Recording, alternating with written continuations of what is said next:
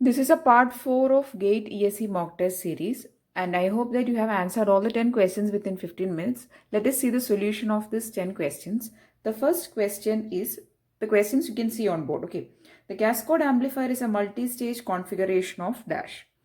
We have discussed about amplifiers, multi-stage amplifiers, cascode amplifier, differential amplifier, current mirror, Darlington pair. All these things we have done a separate video itself. It is included in the analog electronics playlist. Okay, so here they are asking, in cascode amplifier, it is a multi-stage configuration of dash.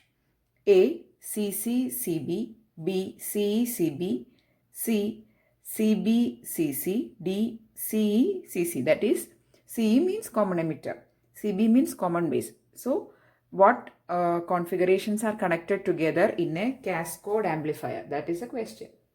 Okay, so if you see the structure of a cascode amplifier, you can see that it is a CE, CB pair connection. Okay, so I request you to watch the video on amplifiers to have more clarity on all these types. Okay, not just cascode but all the other types also. So cascode connection consists of common emitter, common base. So in the bottom there is common emitter.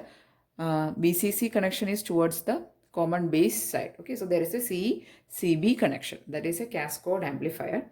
And if it is a Darlington pair, then two common collectors are connected together. Okay, for Darlington pair.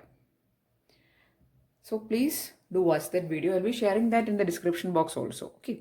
So the first question answer is option B, CE-CB configuration. Next question is also a theory question. The primary reason for a widespread use of silicon in semiconductor device technology is dash. You can see the question on board. You can read it.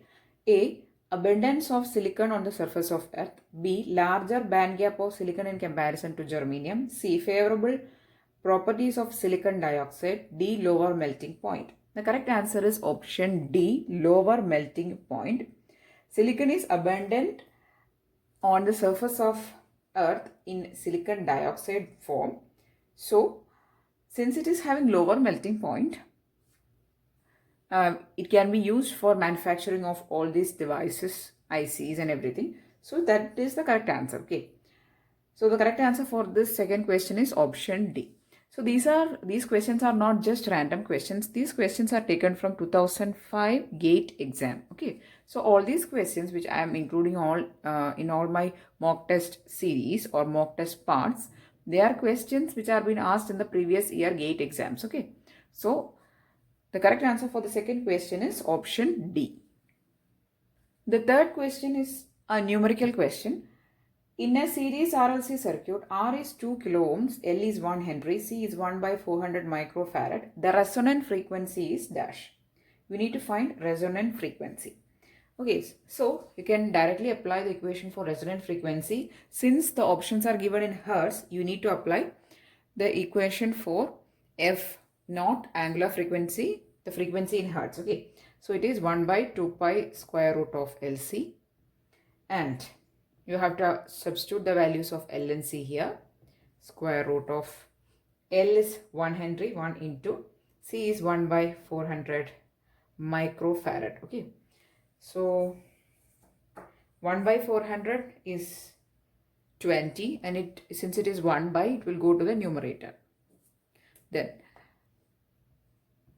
square root of microfarad is 10 raised to minus 3 it is, and it will be, it is in the denominator there is 10 raised to minus 3, or you can write in the numerator it as 10 raised to 3. Now we can write 20 into 10 raised to 3 as 20, or 2 into 10 raised to 4 by 2 pi. Right, 2 and 2 cancelled, 10 raised to 4 by pi hertz. Okay, so this is the resonant frequency answer. And the correct answer is 1 by pi into 10 raised to 4, or 10 raised to 4 by pi. Correct answer is option B here. Question is from transmission lines. The calcitic impedance of a transmission line is 50 ohm. Input impedance of the open circuited line is ZOC equal to 100 plus J150 ohm. I'll write the values. Okay. So Z0 equal to 50 ohm. Then ZOC, open circuit input impedance, is 100 plus J 150 ohm. Now the transmission line, when the transmission line is short circuited, the value of input impedance, you need to find ZSC. Okay, ZSC or short circuit input impedance, the relation is like this: Z0 square, that is characteristic impedance square, is ZOC into ZSC. Or you can write it, characteristic impedance is the square root of open circuit input impedance into short circuit input impedance. Okay, since we need to find this value, we'll take it as square. Okay, just apply these two values, you will be getting ZSC. Directly I'm going to apply it here. So ZSC, so this denotes short circuit, is equal to Z0 square by ZOC. What is Z0? It is 50. Right, 50 into 50 by 100 plus J 150. Right, we can cancel out these terms, right? 50 into 50, there is common 50 here. There is a 50, there is a 3 will be here, there is a 2 here. So we'll be getting 50 by 2 plus 3J. And just take the conjugate and multiply in the numerator and denominator. That is a very simple way of simplifying this complex equations, right? So you'll be getting the numerator, you take the conjugate and multiply. So it is, conjugate is 2 minus 3J, right? The denominator, you will be getting 2 square plus 3 square. That is, it will be like this, 2 minus 3J. In order to simplify these complex terms, I hope you have done this type of questions. You'll be taking the conjugate and multiply in the numerator and denominator. So conjugate means changing the sign of the imaginary term. Here it is plus, so it is minus. Now in the numerator it will be as it is. In the denominator, if you take the product, it is a plus b into a minus b. So a square plus b square. Sorry, it is actually a square minus b square, but since it is a j is also there, it will be plus only. Okay, 2 square plus 3 square, and it is equal to 4 plus 9 or 13, right?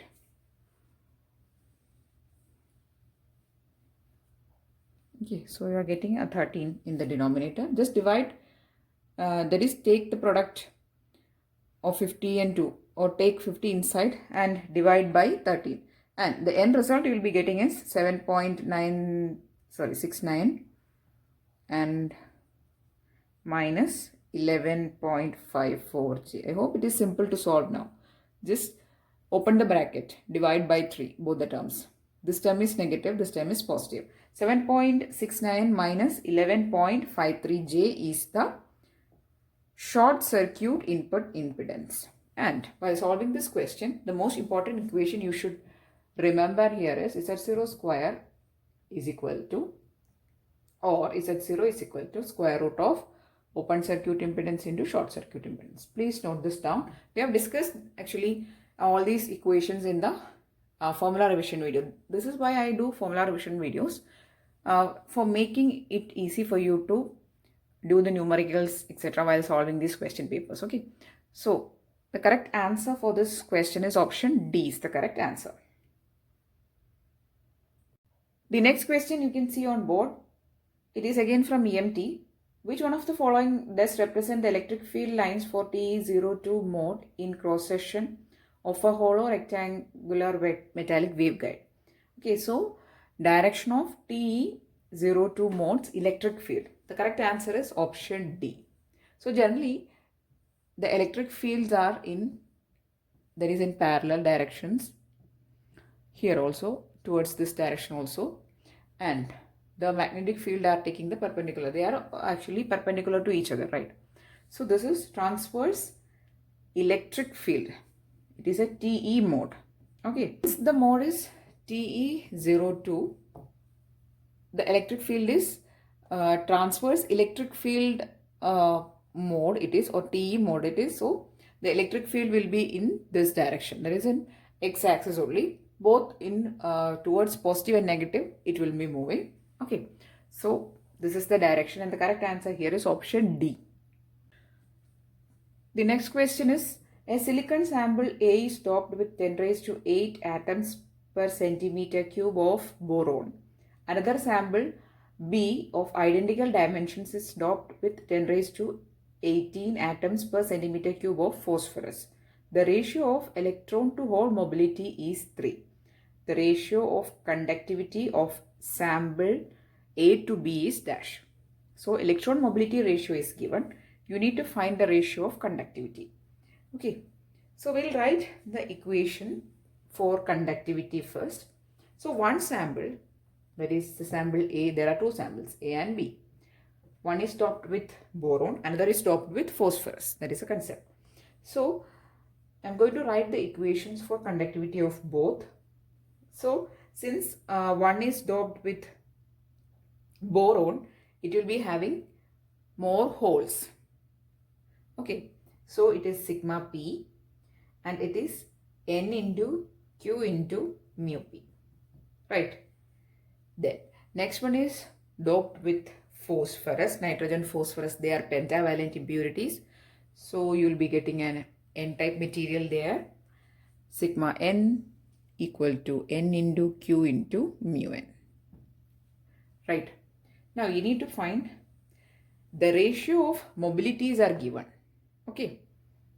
What is the ratio of conductivity? We'll take sigma P by sigma N, that is equal to mu P by mu N. Directly from these two relations, you can write the relation like this. Okay. Because these N and Q will get cancelled out. Both are common. Sigma P by sigma N equal to mu P by mu N. Now, what is given to you? The ratio of electron to hole mobility is 3. That is, mu N to mu P is 3. But we need here mu P to mu N. What will be that? It will be equal to 1 by 3. Right. Also, here actually what we require is the ratio of conductivity of A to conductivity of B. Conductivity of A is sigma P. Conductivity of B is sigma N. Right. So sigma P by sigma N we need to find. So that's why we have taken this ratio. Otherwise we would have taken the reverse ratio. Since we require the conductivity of A to conductivity of B ratio, sigma P by sigma N, that is equal to mu P by mu N. And in the given question, we have given mu N by mu P, that is 3. So we'll take mu P by mu N as 1 by 3. And that is our answer. Correct answer is option B. I hope that you understood how to do this question. I'll give the idea of this question in a gist once more. See, there are two samples, A and B. One is doped with boron. Since it is boron is a trivalent impurity, it is an acceptor. You will be getting a P-type material. And the conductivity is sigma P, N into Q into mu P, and sigma here B material is doped with phosphorus, which is pentavalent. You will be getting a N material. Conductivity is due to the electrons. So sigma N equal to N Q and mu N, N into Q into mu N. Then take the ratios of conductivity of A to conductivity of B, that is sigma P by sigma N, mu P, that is equal to mu P by mu N. Reverse is given, so put it as 1 by 3. Okay, correct answer is B. This question is from number systems. Decimal 43 in hexadecimal and BCD number system is respectively dash. So you have been given a number which is 43 to the base of 10. You need to find the base as BCD, there is in BCD number system and also in hexadecimal number system. Okay, it is very easy to actually convert this to BCD. 4, 3. Okay, what is the BCD representation of 4? It is 0, 1, 0, 0. 4 is written as 4-bit binary representation. Write 3 as 0, 0, 1, 1. So this is the BCD representation of your 43 to the base of 10. Okay. Now, there are actually two options with this BCD value. Anyway, this is the BCD value. Now, in order to convert this number to hex, okay, I'm going to first convert this number 4, 3 decimal to binary. Okay. And while converting this number 43 to the base of 10 in binary, how to convert a number in decimal to binary? Simply by dividing successively by 2. Okay, I hope you know the concept of conversion. I've done a detailed video number system anyway. So just convert this number to in decimal to binary, and you will be getting 00101011 to the base of 2. Okay, I'll tell it once again, 00101011 to the base of 2. Now you have to convert this binary number to hex. How to make hex from this binary? Just make pairs of 4 bits each. 1 2 3 4, 1 2 3 4, right? So this number is corresponding to 2, this number is corresponding to p. So 2b to the base of 16. So the hexadecimal representation is 2b base of 16, and the correct answer here is option B is the correct answer. Boolean expression for the truth table shown is dash. Okay, so please have a look on the question. I'm showing the question on the board. Okay, so you have a ABC inputs, you have a F as output, and F is 1 for only 2 values. Okay, F is 1 for A bar BC then and A B C bar. So F is actually equal to A bar BC plus A B C bar. But the expression given in the option is not in this format. Okay, so from this A bar BC and A B C bar, you have to actually rearrange or simplify. Now there is a B here and there is again a B here. So I'm going to take a B as common, A bar C plus A C bar. Or you can write the expression, you can write as B into A plus C into A bar plus C bar. So if you have doubt in it, please expand and see, you'll be getting this expression. Okay, so the correct answer for this question is option A. Sorry, not B, it is option A is the correct answer. Okay, so in order to solve this type of question, that is, some truth table will be given to you. You need to find the expression. Output expression means just see in which all positions or for which all combinations of input your output is 1. So here it is 1 for A bar BC and A B C bar. Then the output expression is actually the sum of these two, F equal to A bar BC plus A B C bar. Then try to simplify it. You will be getting your correct answer. Okay, correct answer for 8th question is option A. The next question is from flip-flop section of digital electronics. The present output Qn of a edge triggered JK flip-flop is logic 0. That is the present output Qn is equal to 0. Then J equal to 1. What is Qn plus 1? So in order to find this, you need to write the characteristic equation of this given JK flip-flop. Qn plus 1 equal to J into Qn bar plus K bar into Qn. That is the characteristic equation for a general JK flip-flop. Here you have to substitute values for Qn and also J value is given. So what is J? J is 1. Qn bar means 0 bar, that is equal to 1. So into 1 plus K bar into Qn is 0. So this term gets cancelled. These two terms get cancelled and you will be getting 1 into 1, which is 1. So you will get Qn plus 1 equal to 1. So that is the value you need to find. Correct answer is option C will be logic 1. Okay. Correct answer for option question 9 is option C. The 10th question is from OPAM. Okay. So you can see the question on board. The input resistance Ri of the amplifier shown as dash. Directly by looking into the figure you can find, because there is only one input resistance shown in the figure. Okay. So what is input resistance? Input resistance is the resistance connected to the input terminal, right? Here one input terminal is inverting, to which your input is connected. The other one, which is non-inverting, is grounded. Okay, so there is only one input connected. And the input current Is is equal to input voltage by 10K resistance, right? There you can see a 10K resistance is only connected there. So the current flowing through that resistance, let it be any value, current is equal to voltage by the value of that resistance. Here it is 10K. Now Vs by Is is equal to 10K, and this Vs by Is is the input resistance Ri. Ri is equal to 10 kilo ohms. Okay, so that is the input resistance. This is actually a very simple question, but it makes you actually think. Sometimes you may get confused.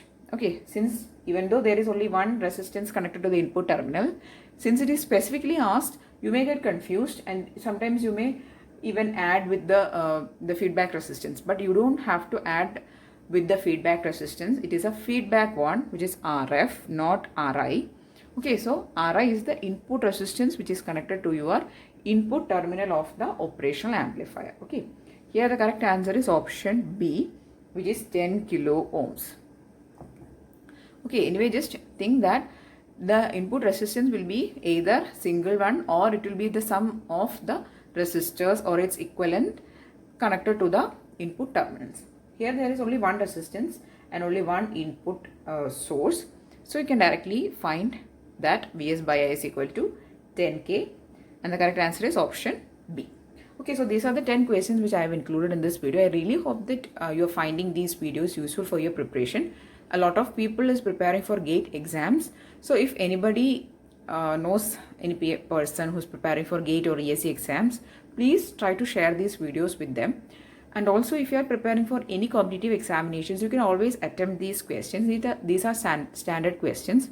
If you are practicing for either technical assistant examination or ISRO examination or any competitive examination, NET exam or NIC exam, there is a lot of exams coming. So please do practice these questions. Timely practice is always important to crack competitive examinations. Okay, so that's why I'm doing these mock tests rather than just doing question and answer videos or concept videos. Why mock test is being given importance is to have a timely practice, or to entertain timely practice of exam or writing the questions. Okay, so that's it. I'm telling it once again, if you like this video, please do like it or give it a thumbs up and share these videos maximum. And if you want more videos, please do subscribe to the channel. Thanks for watching and keep on watching.